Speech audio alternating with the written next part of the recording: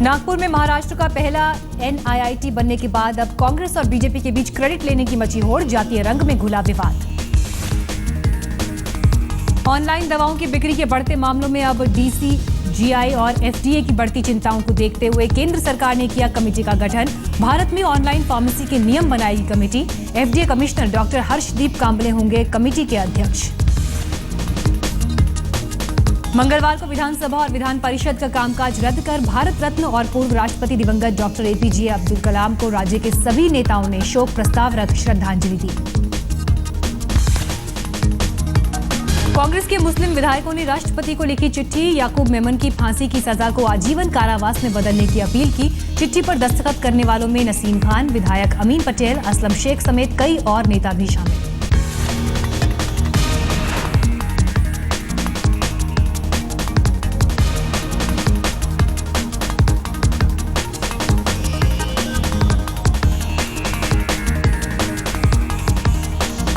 मुंबई के नजदीक ठाणे महानगर पालिका कमिश्नर संजीव जायसवाल अब हर सोमवार को सुनेंगे ठाणे वासियों की शिकायतें। सोमवार को मुख्यालय के गेट पर सिक्योरिटी कैबिन के पास कुर्सी लगाकर बैठे कमिश्नर करीब 150 लोगों की शिकायतें सुनी। लुइस बर्जर घूसकांड में गोवा के पूर्व CM दिगंबर कामत को समन देकर मांगी मामले की पूरी जानकारी। मामले में अब तक कुल 3 लोग गिरफ्तार। टोल नाकों से मुंबईकर को फिलहाल नहीं मिलेगी निजात। मुंबई की सीमा पर लगने वाले 5 टोल नाकों पर मुंबईकर को सहूलियत देने के मुद्दे पर सरकार ने मियाद 3 महीने तक बढ़ाने का फैसला लिया। शिवसेना की हर ईंट का पत्थर से जवाब देगी बीजेपी। सियासी मुद्दों पर शिवसेना के मुखपत्र सामना में पार्टी और सरकार पर होने वाले हमलों का जवाब देने के लिए बीजेपी का मुखपत्र तरुण भारत। नागपुर से छपता है अखबार तरुण भारत। 16 जुलाई को मीरा भायंदर स्थित व्हाइट हाउस डांस बार के कर्मचारियों द्वारा 3 पत्रकारों पर हुए हमले और उसके बाद एक पत्रकार की हत्या के बाद BMC कमिश्नर के तेवर हुए सख्त। व्हाइट हाउस बार पर की कार्रवाई।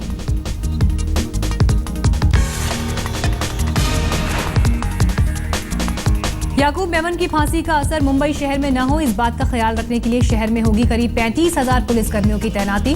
मुश्किल हालात से निपटने की तैयारी के लिए की गई मॉक ड्रिल। CBI की स्पेशल कोर्ट ने महाराष्ट्र के चीफ सेक्रेटरी सवादीन क्षत्रिय को समन भेजकर मांगा जवाब।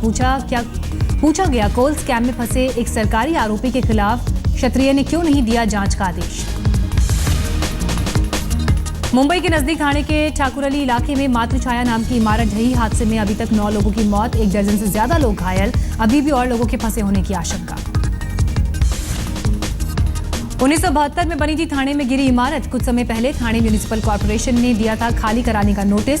बावजूद इसके इमारत बनी हुई थी कई परिवारों का आशियाना।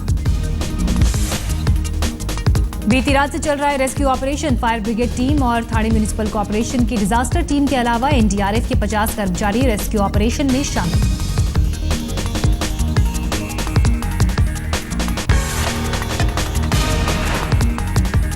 BMC शिक्षण विभाग स्कूली बच्चों को स्कूल बैग, वाटर बॉटल और टिफिन बॉक्स के बदले देगा कूपन देकर दुकानों से सामान खरीद सकेंगे बच्चे। राज्य सरकार की 5 करोड़ रुपए खर्च करके अंबरनाथ में तैयार किया गया एक हॉस्टल 1 महीने में हो जाएगा शुरू। ITI की पढ़ाई करने वाले छात्रों को मिलेगा लाभ। मुंबई के अंतर्राष्ट्रीय एयरपोर्ट पर धीरे धीरे शिफ्ट किए जाएंगे डोमेस्टिक ऑपरेशन। कम बजट की एयरलाइंस गो एयर और एयर इंडिया 22 सितंबर से अंतर्राष्ट्रीय टर्मिनल 2 पर शुरू करेगी अपनी डोमेस्टिक ऑपरेशन।